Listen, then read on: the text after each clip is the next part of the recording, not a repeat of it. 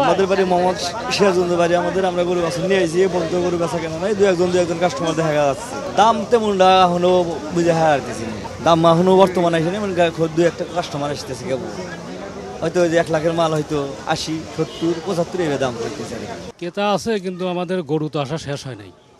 গরু আসবে, গরু সোমবার পর্যন্ত, মঙ্গলবার পর্যন্ত আসবে গরু, এখানে আসবে। আর গরু আমদানি কতটুকু আর কতটুকু বেচা কেনা ওই এখন অ্যাডভান্স কিছু বলা গেছে আছে না। এখন বর্তমানে যে সিচুয়েশন বাংলাদেশের যে গরুগুলি এখন পালতেছি, আমরা আগামীতে খ্যার খাওয়াইছি 400 টাকা মন, এবার 750, 800 টাকা মন খ্যার। আমার বসির দা ছিল গত 250, এবার 320 টাকা হলো ফেসারির বসি, গমের বেশি 280 টাকা। এই খাদ্যর দামের জন্য তো আমাদের যে গরুর যে আমাদের যে খরচ, ন্যায্য মূল্য পাবো কি না এটা সন্দেহ। রাঁধুনি রেডিমিক্স মাংসের মশলা, ব্যাস হয়ে যাবে ঝটপট দারুণ রান্না।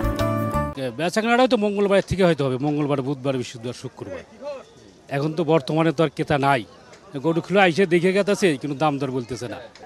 আমরা যেহেতু মধ্যবিত্ত, আমাদের টার্গেট হলো যা মিডিয়াম সাইজ বা একটু ছোটোর মধ্যে, মিডিয়াম দেশাল এই জাতীয়। আপনার টার্গেট মোটামুটি গরু আনছি হলো 4টা। না, আমার গরু আর আসবে না। এখন বাজার কি হবে, এখন বাজারের সাথে থাকা লাগবে, রেজেকে যেটা আছে সেটাই হবে। বৃহস্পতিবার থেকে বেচাকেনা ফুল শুরু হবে আর কি। এখন ঝুরঝার হতেও পারে।